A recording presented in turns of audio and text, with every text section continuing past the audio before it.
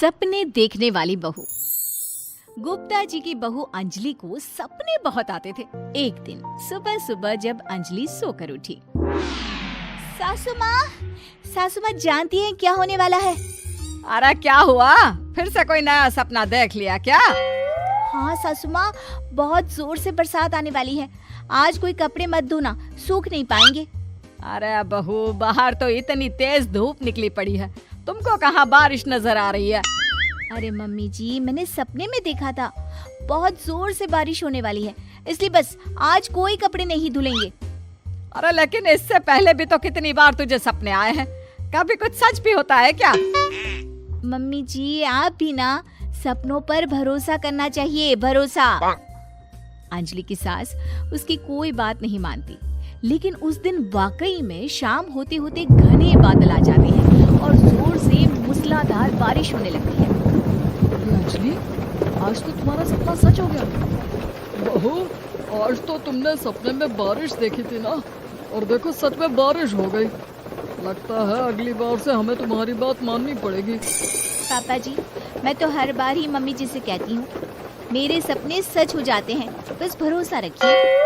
कुछ दिनों के बाद, अजी सुनते हैं, मुझे ना सपना आया था और सपने में मैंने देखा कि आपकी पूरी 1 करोड़ की लॉटरी लगी है। अरे कभी कभी सपना सच होना सही बात है, लेकिन हमेशा ऐसा नहीं होता अंजलि। और वैसे भी लॉटरी लगने ही वाली है तो अच्छी बात है ना। मैं तो कहती हूँ, हम वो बड़ा सा घर खरीदने वाले थे ना, आज ही चलकर उसको फाइनल कराते हैं। अरे वाह वाह, हाथ में पैसा नहीं और बड़ा घर खरीदना है। अरे मम्मी जी, बताया ना आपको, मुझे सपना आया था कि हम 1 करोड़ की लॉटरी लगने वाली है। देखो बेटा, ये पैसों का मामला है, इसमें किसी तरह की रिस्क नहीं लेनी चाहिए। और जब तुम्हारा सपना सच हो जाए तब तुम घर खरीद लेना। मम्मी पापा ठीक है अंजलि, अभी इतनी जल्दबाजी करने की क्या जरूरत है? मैं कुछ नहीं जानती, मुझे वो घर चाहिए तो चाहिए। और आपको प्रॉब्लम क्या है? कुछ दिनों में तो पैसे आने ही वाले हैं लॉटरी से। हाँ, तो जब पैसे आ जाएंगे तब खरीद लेंगे ना। पर हमारी अंजलि खाना पीना छोड़कर जिद पकड़कर बैठ जाती है। आखिर मजबूर होकर अंजलि के पति को उस घर को बुक कराने के पैसे देने पड़ते हैं। कई दिन बीत जाते हैं, लेकिन अंजलि के पति की कोई लॉटरी नहीं लगती। कुछ दिनों के बाद, तुम्हारे सपने के चक्कर में तो सब खराब हो गया अंजलि। ना लॉटरी लगी, ऊपर से बेकार में ही सारी जमा पूंजी उस घर को खरीदने में खर्च हो गई। थोड़े दिन तो इंतजार करो, अब ऐसा थोड़ी ना होता है कि आज सपना आया और कल आपकी लॉटरी लग गई। मैंने तो पहले ही कहा था, तुम्हारी बीवी को तो हर सपने पर विश्वास करने की आदत पड़ गई है। ऐसा भी कहीं होता है क्या? कुछ दिनों के बाद अचानक से अंजलि के पति के पास एक फोन आता है और पता चलता है कि उसकी 1 करोड़ की लॉटरी लग गई है। अरे वाह अंजलि, ये तो कमाल हो गया, मेरे तो सच में लॉटरी लगी। अरे भगवान भला करे तुम्हारा। हाँ हाँ बहू, अब तो तुम जो कहोगी हम वो सब बात मानेंगे। तुम्हारे सपने का मतलब तो पूरा का पूरा सच होता है। अरे बिल्कुल ठीक कहते हैं, मैं तो बेकार में ही बहू को उल्टा सीधा सुनाती थी। अरे इसके सपने तो वाकई में सही हो जाते हैं। अपने घर वालों की बात सुनकर अंजलि मन ही मन बहुत इतराती है। उसे लगता है कि अब वो जो भी सपना देखेगी सच हो जाएगा। और इसी चक्कर में एक दिन अंजलि को सपना आता है कि अचानक उनके घर पर बहुत सारे मेहमान आने वाले हैं।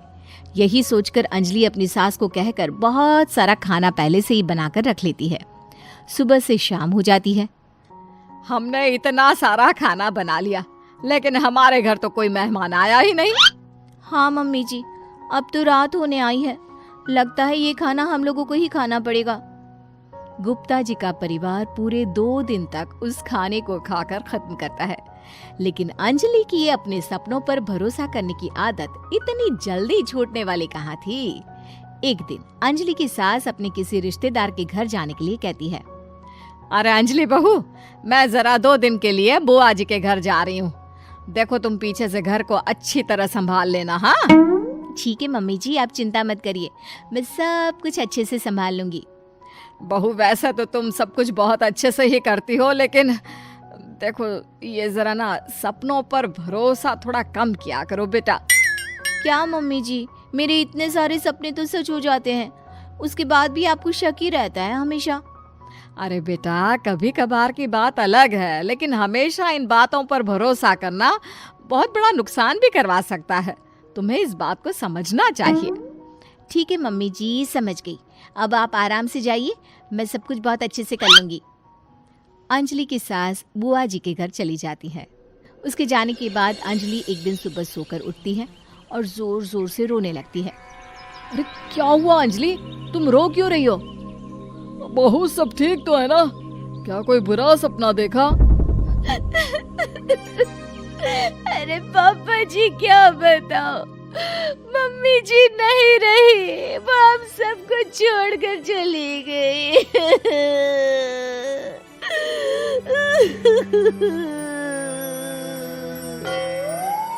छोड़कर चली गई? अरे क्या मतलब है? वो तो अपनी बुआ जी के घर गई है ना? पापा जी, सासू माँ बुआ जी के घर नहीं, भगवान जी के घर गई है। अरे अंजलि, सुबह सुबह कैसी बात कर रही हो? बुआ के घर गई है, कुछ नहीं हुआ है उनको। मैंने सपने में देखा था, मम्मी जी भगवान को प्यारी हो गई है। अंजलि का पति उसे समझाने की कोशिश करता है, लेकिन अंजलि के बार बार कहने पर वो भी इस बात पर भरोसा कर लेता है कि अब उसकी माँ दुनिया में नहीं रही। सारे गांव में ये खबर फैल जाती है कि अंजलि की सास की मौत हो गई। भगवान, अब हम क्या करेंगे? तुम्हारे सर से माँ का साया उठ गया। मैं तो कहती हूँ पापा जी, इनको बुआ जी के घर जाकर मम्मी जी की डेड बॉडी को ले आना चाहिए, तब तक हम उनकी अंतिम यात्रा की तैयारी करते हैं।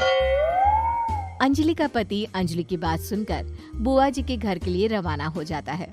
उधर अंजलि अपनी सास के अंतिम संस्कार की सारी तैयारियां कर लेती है। मोहल्ले के सारे लोग वहां पर आकर इकट्ठा हो जाते हैं। बहुत बुरा हुआ, मेरी सास मुझे बहुत प्यार करती थी, बुआ जी के घर गई थी। अरे हमको क्या पता था कि भगवान जी के घर जा रही है। अंजलि ने अपनी सास की तस्वीर पर हार पहनाकर घर के बीचों बीच रख दिया। सब लोग आकर गुप्ता परिवार को सांत्वना दे रहे थे। थोड़ी देर बाद अंजलि का पति घर आता है और साथ में अपनी माँ को भी ले आता है। अरे बहू, मेरी तस्वीर पर हार क्यों चढ़ा रखा है? सब लोग अंजलि की सास को देखकर डर जाते हैं। अरे आप लोगों को डरने की कोई जरूरत नहीं है, मेरी माँ जिंदा है। ये तो मेरी बीवी के सपने के चक्कर में हम लोगों ने अपनी माँ को मरा हुआ समझ लिया। बहू, सपने देखना ठीक है, पर अपनी जिंदा सास का अंतिम संस्कार करना बहुत बड़ी गलती। उसके बाद अंजलि की अपने सपनों पर आंख मूंद कर भरोसा करने की आदत हमेशा के लिए सुधर जाती है।